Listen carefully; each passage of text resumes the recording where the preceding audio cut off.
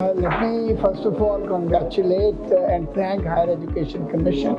for organizing this first meeting on internationalization of education in the ECO region. This, I would say, is a remarkable initiative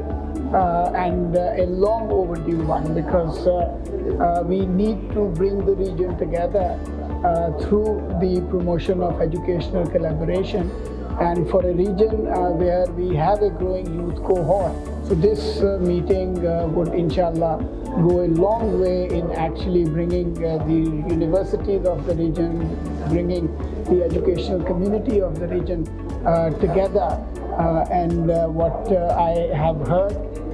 here is that the experts have actually agreed on an action plan to promote internationalization, and it has been a very specific focused discussion that they have undertaken, and we'll certainly now take this expert group consensus to the ministerial level and have it approved, and then make it a part of the new ECO vision that we will inshallah be drawing up as the roadmap for educational collaboration under the ECO auspices